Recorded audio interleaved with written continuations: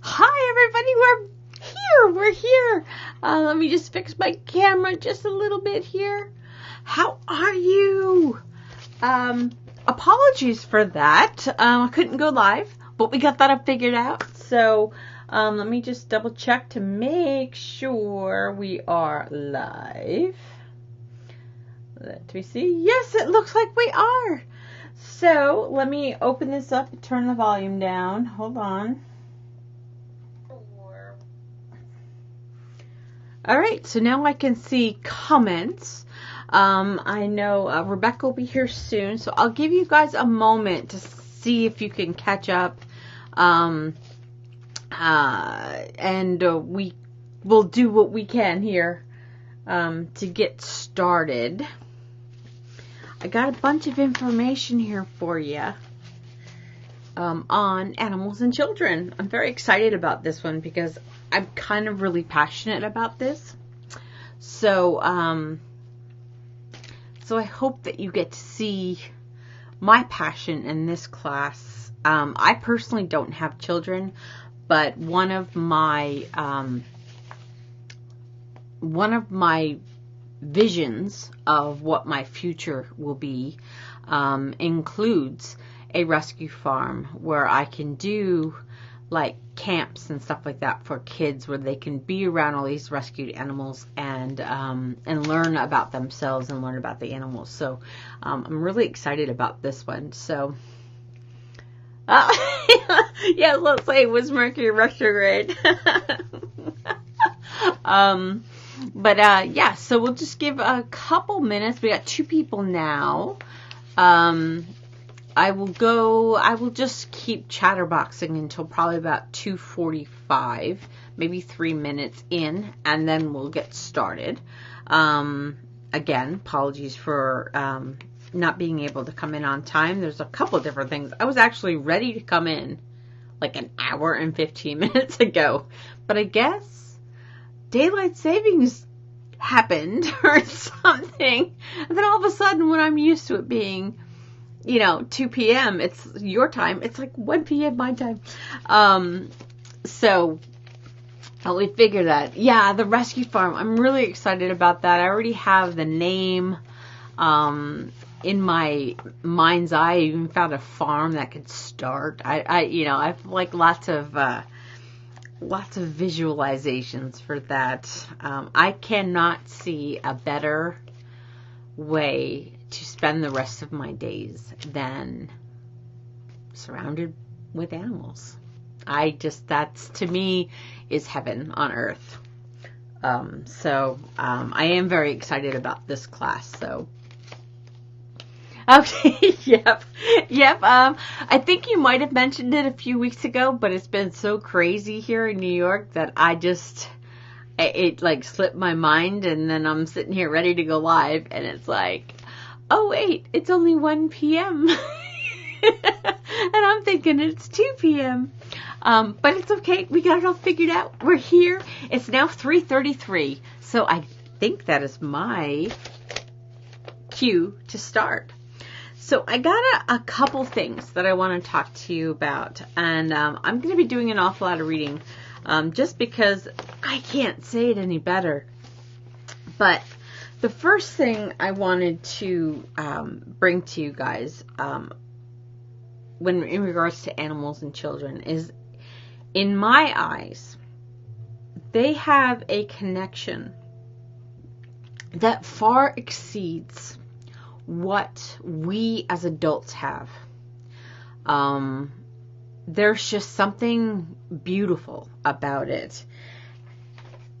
And so I'm going to start this whole thing with, I like science, I like history, I like all that stuff. So I do like to include it. And I found a whole bunch of information about the history, because we really didn't have companion animals until the Victorian era. We had farm animals, we had dogs that helped with livestock, we had cats that were barn cats that helped with mice and rats, but we didn't have companion animals per se in the developed world until about the Victorian era or just before. I'm sure you can find examples of it, like, in Native American cultures and in other tribal cultures, with the animals being companions to, let's say, hunters and stuff like that. But it wasn't, like I said, until the Victorian era, until we kind of brought the animals in our homes. And I found that really, really interesting.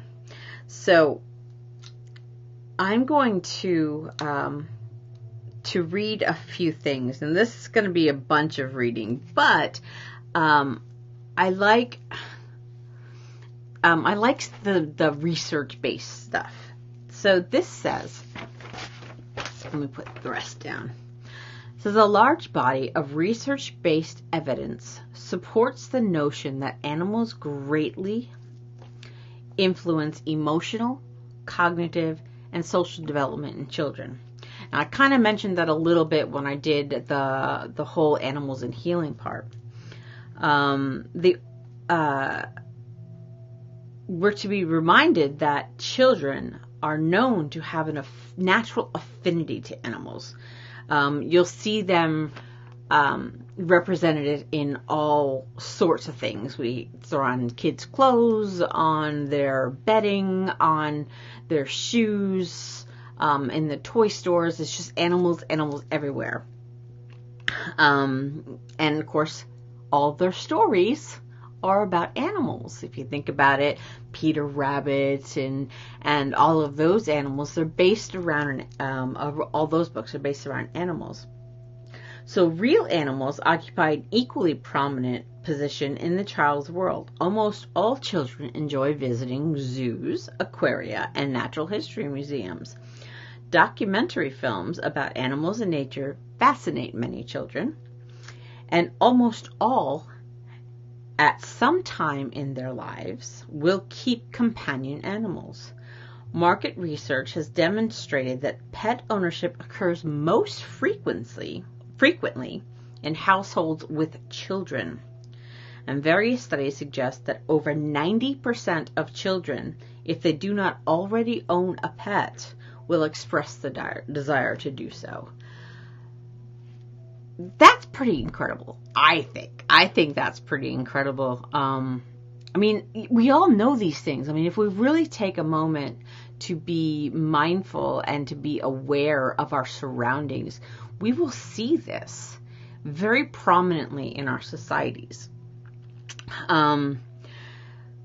It's just kind of like the whole idea of children seem to coincide or go hand in hand with animals. Like the article says, from being on clothes and bedding to their excitement going to zoos and aquariums, and all the way up to 90% of children want to or will have a pet or a companion animal in their lives. That's pretty cool. But here's some of the history about the Victorian. And I wanted to bring this to you because this fascinated me. And it just goes to show you that as the Industrial Revolution came to be and our minds started to expand, especially in the fields of psychology and stuff like that, we started to recognize these things. And it says, according to a cited in-depth historical analysis, the origin of pet ownership and pet care can be delineated through American history. Now, I think this is probably the developed world. This is an American author, but I believe in the developed world this went through, because I know London, there was a big thing. So this is in the developed world, I'm assuming. Middle-class parents and moralists in the late 18th and early 19th centuries essentially invented the child-pet relationship as we recognize it today. Its original purpose was to serve as an antidote to boys' supposedly natural capacity for brutality and violence. Middle-class virtues of kindness, gentility, and self-control established the practice of pet care, and Victorians tended to view this masculine propensity for violence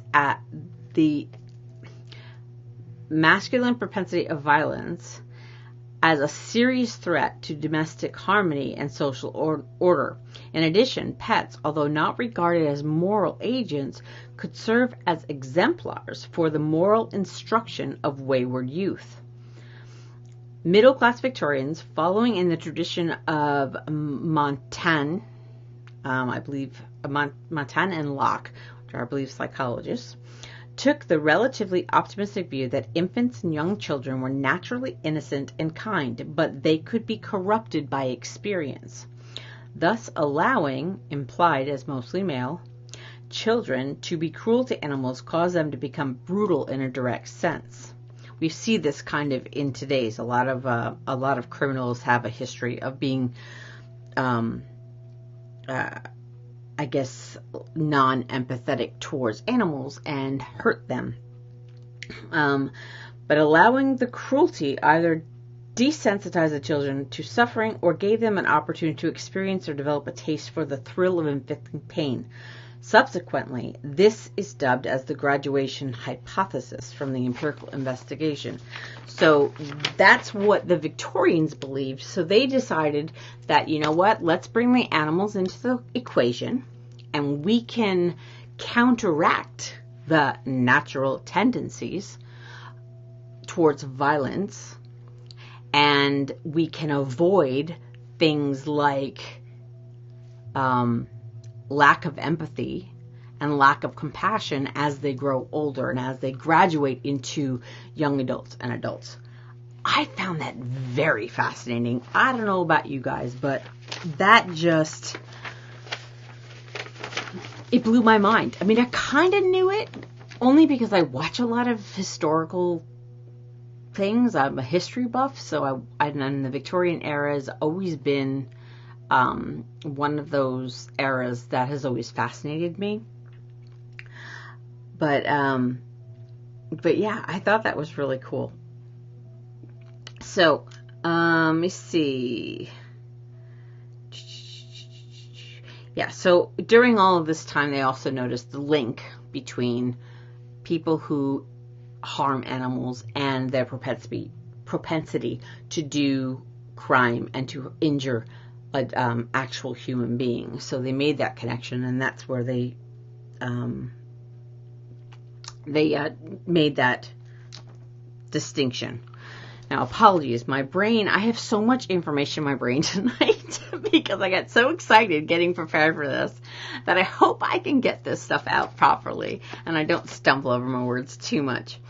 But I want to continue with this concept that they came up with. So the concept of using animals as catalysts in the treatment of emotionally disturbed children seems to have originated with Boris Levinson, although it is likely that other therapists and psychoanalysts, including Freud, made casual use of pets in this way. Pets not only served as icebreakers, but also seemed to provide children with a relatively neutral medium through which to express unconscious emotional conflicts, worries, and fears. So this is kind of the background of why, of how our society started to incorporate animal ownership, or not ownership, well, yeah, ownership back then, but animal care into our society. And given the evolutionary history of our species and the overwhelming dependence on other animals for our fundamental social, moral, and religious systems, such as food, work, and companionship, religious icons, symbols, and exemplars, it would be surprising if children displayed no affinity for animals at all.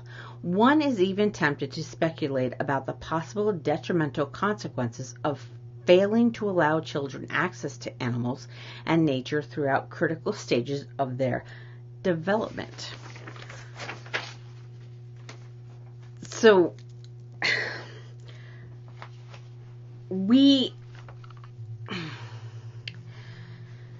it's funny to me when you have so much information that backs up the importance of animals in our lives, that there are many who think that animals need to be removed from our lives for health reasons or safety reasons or anything like that. I want to talk about what animals do for children, why there's such a psychological link, and why it's so important in my eyes and in some of these scientists' eyes and these researchers' eyes, why it's so important to introduce children to animals early in life. We've already talked about and I apologize for me moving around a lot. I'm kind of in pain today, so. But we talked a little bit about, in one of the other classes, about how having an animal in your home when you have a newborn can actually help prevent allergies later in life and can actually create a healthier immune system. That's science there. But there's a lot of other things, like social things, that animals can do for children.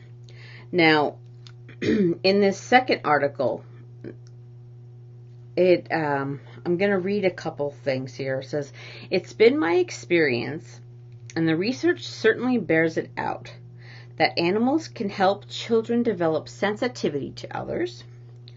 They can offer comfort, and they can even provide a safe sounding board for secrets and feelings that children don't share with adults. Animals provide opportunities for children to hone their social skills, practice caregiving and nurturing, and even carefully explore issues of power and vulnerability." That sounds like a pretty well-rounded way to raise a child, in my eyes. If you can ignite cognitive curiosity in your child, you will have, in my opinion, you will have a child that has the desire for research, a more elevated intelligence level, because they're always seeking for more information. Anything that can help as the child's brain is growing is going to help make that child a more rounded human being, a more productive human being as they get older. But animals do that because when a child sees, like, say, the first time a child sees an elephant, they kind of want to know about it. You take a child to their first visit to the vet and they're asking lots of questions. Animals kind of spur that curiosity in them. And it also helps. We've talked about the connection with autism and ADHD and all that stuff, but it can also help kind of mold your child's social acuity. And it allows them to find empathy and learn compassion. And not only that, like, how excited do kids get when they see an animal? Like, seriously, it could be like a butterfly. It could be a worm.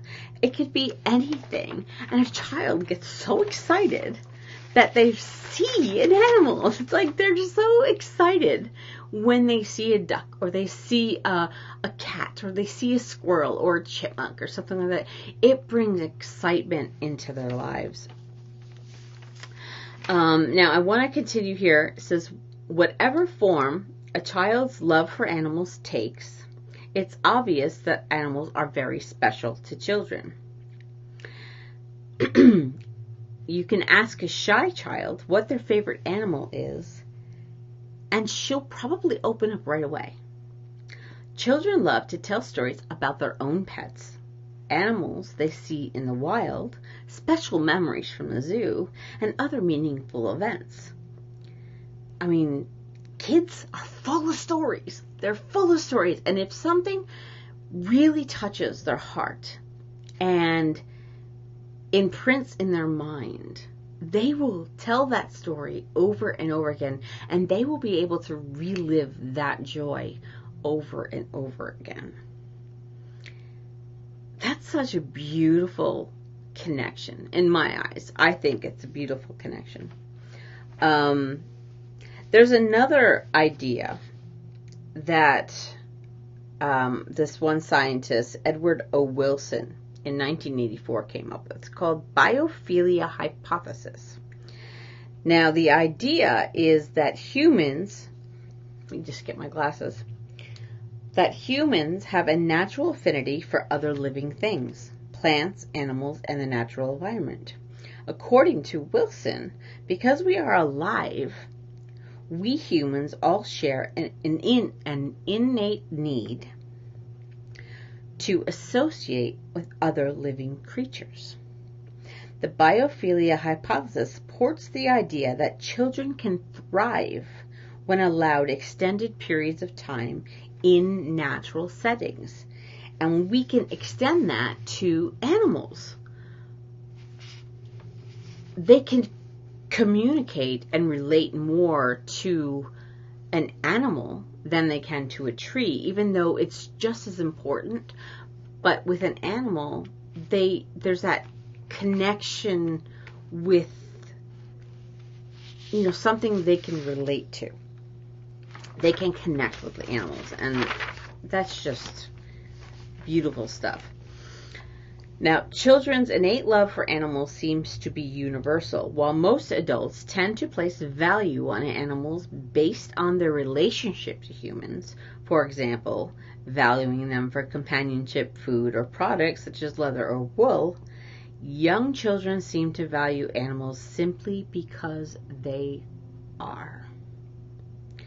This is intrinsic value. Many children recognize the intrinsic value of animals not because of what they do for us, what they give us, or how they help us, but simply because they are living creatures. Children don't consider the elements and nuances of their relationship to and love for animals. Most simply love animals without question and without analysis. Think about that. I love that. I absolutely love that, because as an enlightenment teacher,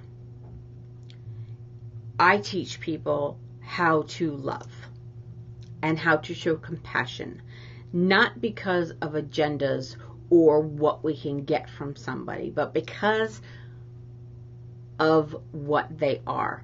We should love another human being because they are a human being. We should be kind to everyone in society because they are a part of society. You just are love, and you just are kind because it's just the way it goes. And when it comes to with children and animals, children naturally feel that way, which is a highly enlightened way to move through your life. And if a child can start with this highly enlightened relationship, then they may naturally, as long as their circumstances and experiences allow, they may naturally be kinder, more compassionate, and more accepting as they get older.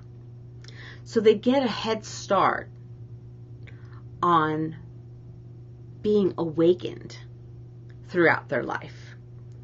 So on a spirituality level, that is beautiful. And as a spirituality teacher, that's what I personally strive for, and it's what I help teach other people to strive for. And the kids can have that just right out of the gate. It touches parts of my heart that don't get touched very often when you think about this stuff. So they just love them because they're just living beings.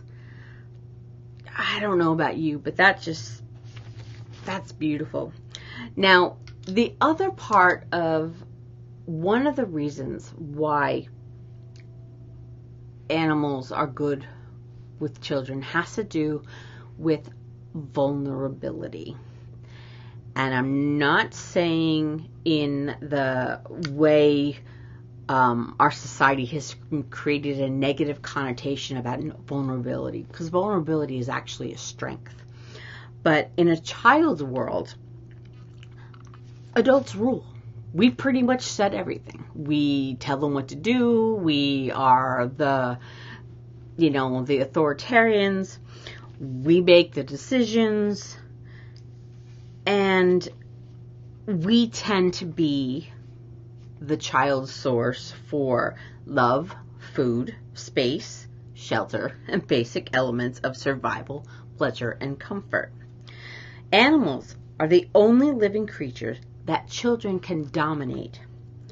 Although in our culture we often use the term dominate in a somewhat negative tone, they're using the word in this article simply as a mean to have more power than. This is neither good nor bad, it just is. The power of caring for an animal and playing the role of an animal's well-being, can be very meaningful for a young child, especially in their early years. Children are busy trying to understand how they are capable and competent. Giving children the opportunity to participate in a meaningful, caring activities for a vulnerable creature can help build tremendous confidence. So think about that. Wouldn't you want to have a confident child? I know I would. Knowing that they have a responsibility to another living thing helps them feel empowered, helps them feel like they have a purpose, and it helps them feel like they matter to something lesser than themselves. That is one of the most amazing lessons that we all, no matter what our age, can learn. And if a child can learn that from a companion animal early in life, it just gives them a head start in their confidence growth. There is another thing, and this is probably one of the reasons why animals and children who have autism or ADHD, social avoidances, sound sensitivities, all of that stuff is free speech. This I found pretty interesting. Think about if a child comes to you and starts talking and starts telling you his dreams or tries to tell you a story and he can't quite get the words out and he may be trying to find his language. What do we as adults do? What have you done? I know I don't have kids of my own, but I have taught children a good chunk of my adult life. I was a Sunday school teacher for years, from the age of 18 till, I think, maybe about 35. So that's a big chunk of my adult life that I've taught children. And I have done that as well. You know, you kind of help them through their sentences. You try to help them get their point across. And we all mean well. But here's what this article mentions, and this is pretty cool. So, speaking with animals offers children a freedom that is not always felt when speaking to adults. Adults who are concerned with teaching and helping children develop their language skills can seem more focused on the mechanics of what the child is saying, than the child's message. Some well-meaning adults try to help children talk through their problems or help their child process their feelings. For children trying to navigate the already complex world of adult communication, these added pressures can discourage their speaking comfortably and freely. So put yourself in the mind of a child. If they already have some social issues and they already have, say, autistic spectrum disorder or ADHD or already have a low self-esteem and a low self-confidence, how do you think they feel when they're trying to talk to us as adults? It's pretty intimidating. Well, in contrast to that, animals listen without question, without demand. They hear what the child has to say and don't press him or her to say anything more. The family dog doesn't ask the child to elaborate, reason, justify, apologize, or explain. He just listens. This can be very freeing for a child. Children know that they can tell a pet anything and it will be a safe secret. No matter how silly or insignificant a child's feelings may seem, a receptive pet will never laugh, be dismissive, or minimize the child for having those feelings. So, right there gives a child that safe space to grow and explore their world. And that animal becomes a support system for that child to develop and for that child to grow.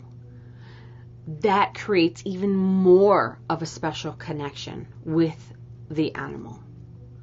So if you have a child, say you have a newborn born into a house with an animal, and as that child is growing up alongside the companion animal, can you imagine the foundation that they are creating as both the animal and the child navigate their worlds?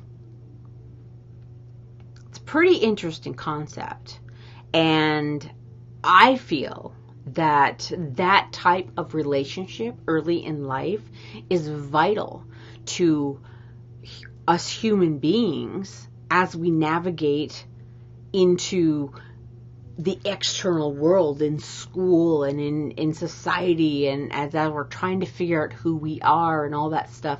If that child has that foundation, then he's going to have a leg up and the upper hand as they enter the real world, you know, as preschool and kindergarten comes in and stuff like that.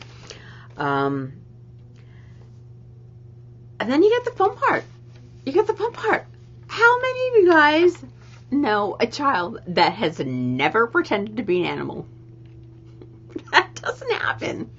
I used to have one of my my friend's children, my niece, used to meow all the time. Like, all the time. She was a cat. All the time. It was so cute to watch. And if you think about why, yes, they have that natural affinity, but think of it through a child's eyes. Animals have superpowers. Cats can see in the dark. Bats can move around without any sight or hearing or anything like that. They see birds fly. They see animals jump leaps and bounds. To them and through a child's eyes, animals are superheroes. And you'll see that, like as we were growing up, and I don't know if any of you guys are as old as I am or if you're older than I am, but you have Mighty Mouse, Tom and Jerry. You have all of these TV shows that come on where these animals are doing these crazy things. You have the Roadrunner who can go 100 miles an hour.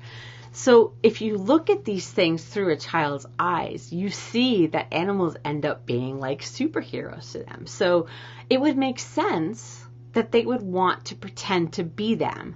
They see monkeys swinging from tree to tree, and of course they're going to want to swing from tree to tree, to the detriment of some bones here and there. But for the most part, the animals bring them so much joy and so much amazement in their own minds that it also spurs creativity. It spurs out of the box thinking, which can only help once they get into school and once they get into college and once they get into the workforce. They are used to having that out of box thinking. Then again, there's another benefit to have a child and have a relationship with a pet. Because fish swim underwater. They don't have to come up. There's lots of neat little things that animals have superpowers. And by using their creativity, they can actually extend their human limitations in their mind's eye. You don't want to box up your kids. You don't want to tell them they can't do something. You want them to be able to be whatever they want to be, within reason. But animals provide the opportunity for them to explore those complex, critical, creative thinking things. And the last thing is the last thing in this article, animals help the kids process feelings. They help process feelings. So for many children, animals, especially pets in the home, represent safety and security. They are familiar. They are safe to talk to. And they are the source of comfort and love. Because animals are appealing and reassuring, they are often source of comfort in children, comfort that children will seek out to process their feelings. Now, I have a little bit of a story here, and this goes to show you how the relationship between a child and an animal can benefit both. So this is the author, the story the author is saying. She says, when my own children reacted with fear to a loud thunderstorm, it was comforting to them to see that the dog was also afraid. As our dog Nina paced around the bedroom and whined, the children spoke in soothing tones to her and petted her lovingly, even sharing their beloved blankies with her. Offering comfort to her seemed to help them find their inner resources needed to find comfort for themselves as well. The next time there was a thunderstorm, the children's concern for Nina overshadowed their own fears about the thunder. They set to work trying to keep the dog comfortable and seemed to forget their own past fears. I've actually seen that happen, and it's really It's a beautiful sight. So though children might not be able to explain it, they love animals for plenty of reasons. Animals can offer novel, multisensory experiences that are stimulating and powerful. They respond to children in ways that are familiar and easy to understand, yet also exciting and delightful. On a more subtle level, by acting as a sounding board, animals help children explore feelings, direct their own life circumstances, and resolve their own struggles. And animals sometimes comfort children in a way that nobody else can. When I found this article it had everything that I wanted to bring to you guys. That's why I read so much of it, because it was so good. And this article was from the communityplaythings.com. I'm not familiar with the site. I just found it in a random search. But I want to kind of but just summarize a few things. And then I just want to tie it all in with some of the security and safety things that we as adults can do so we can provide a safe environment that a child can explore with an animal. So in summary, I found this other from Oprah.com. It has a pretty simple list of the benefits of having an animal and child. Children who grow up in homes with pets have less risk of developing common allergies and asthma. We already talked about that one. That one's a really great one. And I'm a big believer in that. I'm a total big believer, because we need to build up our antibodies. And we can't do that if we're not exposed to certain things. Number 2, playing with dogs may help lower blood pressure. We know that one too. Number 3, kids with pets get outside more. Bing, bing, bing. Bonus, bonus, bonus. They go for walks, they run, they play, and enjoy all the associated health benefits that go with that. Pet owners require fewer doctor's visits, so children will have fewer doctor's appointments. Emerging readers often feel more comfortable reading aloud to their pet. So think about that. A lot of kids have a problem with reading in front of people. But if they can read to a dog or a cat, then they can build the confidence as they're learning to formulate the words in their mouth and as they're learning how to read. Nurturing a pet is an acceptable way for boys to parent play, to practice being caregivers. Now, this points to boys, but you know what? I don't know if I would be the person I am today if I did not have the role of caregiver as a child. We always had animals in my house. I was born into a house with a cat.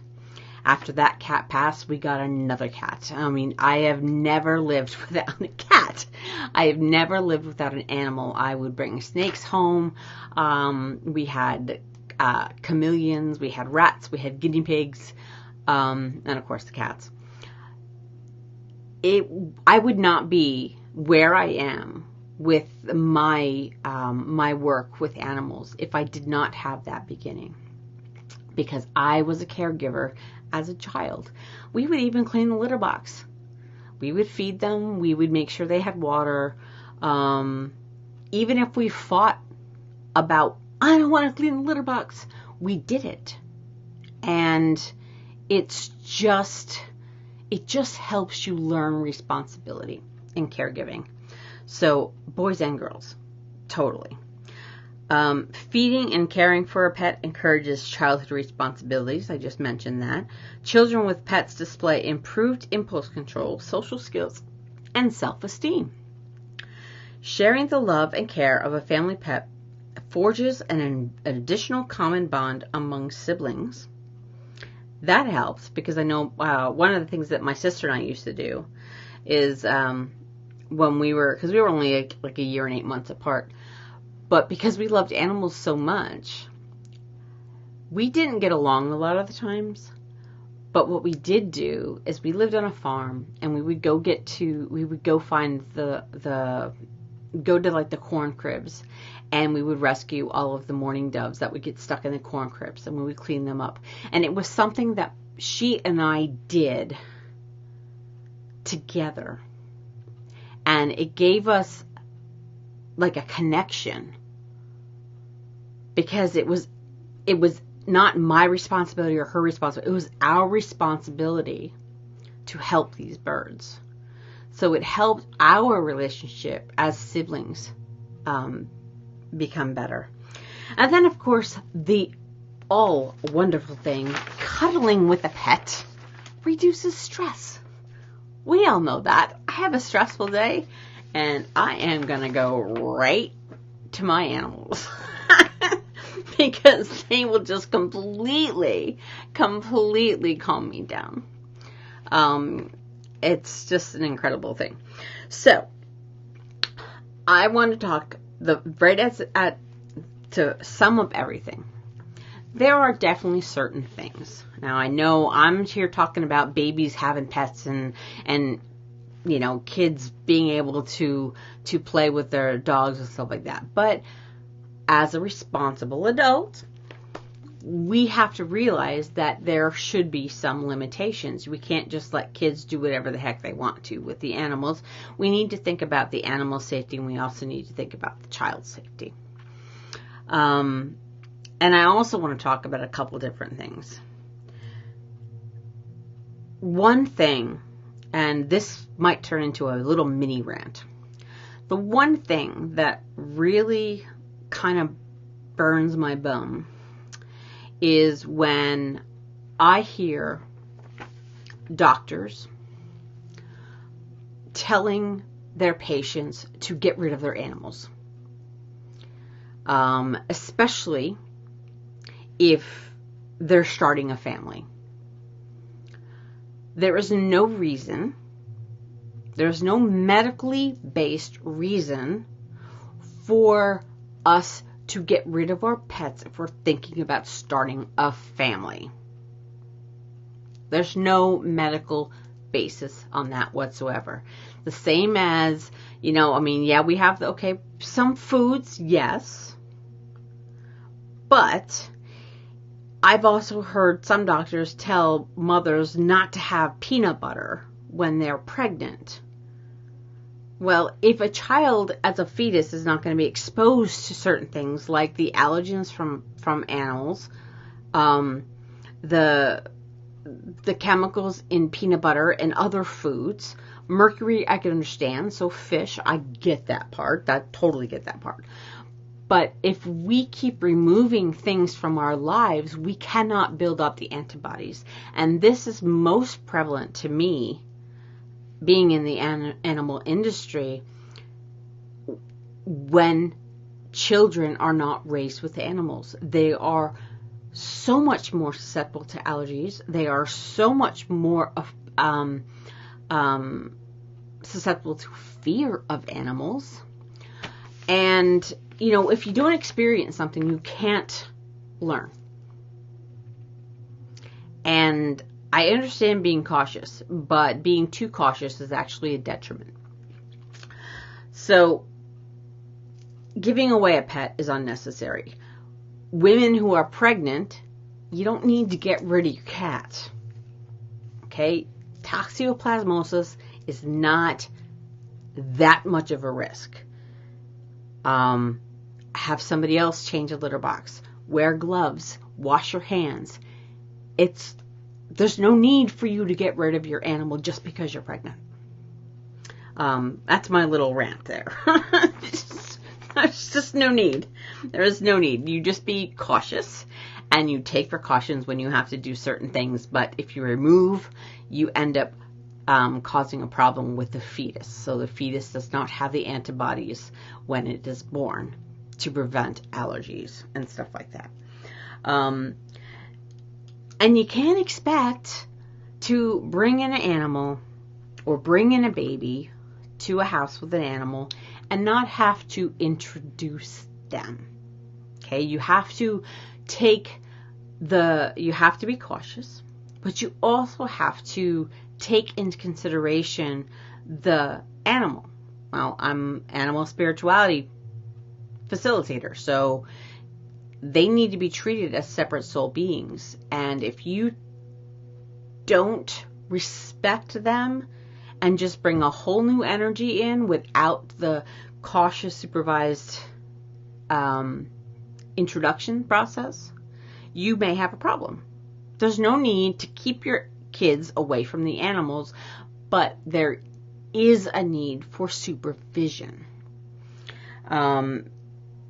Now, there are tips that can help you as you are doing this, as you have your animals, you have your children, and how to create that safety zone.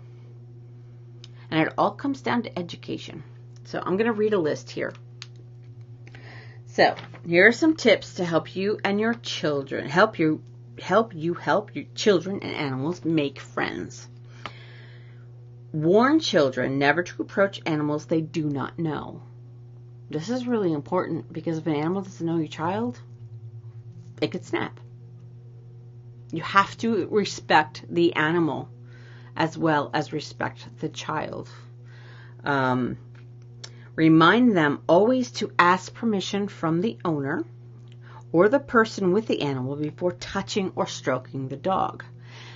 I want to take this a step further. Ask permission, find out if the dog is friendly, but you also have to teach that the dog has to get used to your smell. Now, that whole put your hand in front of the dog's mouth so they can smell it, let the dog smell you. Let the dog feel the energy. Don't just say, "Can I pet your dog?" and pet the dog without the dog having a say in it. You always have to take the animal into consideration.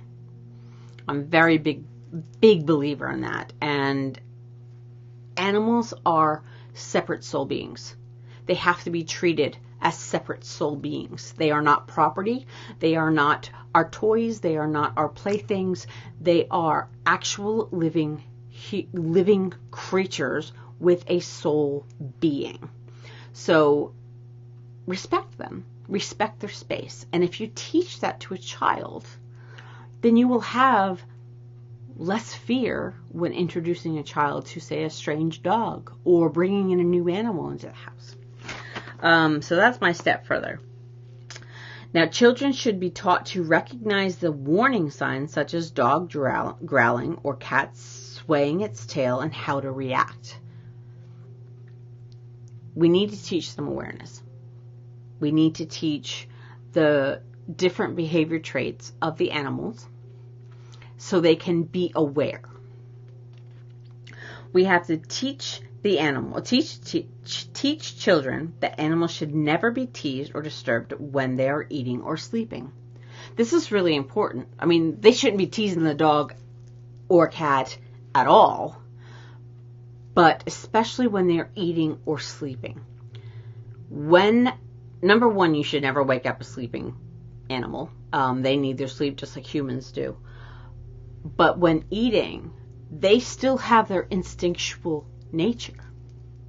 So they're going to be in that survival mode when they're eating. Even if they know that there's going to be more food coming in a few hours, they're going to have that instinctual behavior to snap if somebody is coming towards their food. It's just what's going to happen. Some may learn that it's not a big deal, but it's always good to be cautious when dealing with animals. Teach children always to approach animals from the front. Point out that if they approach the dog or cat from the back and touch it, even with the owner's permission, this could startle the animal as it will not have seen the child's approach. Another big one. We have to respect the animal. Animals have different biology than us. They don't see the way we do.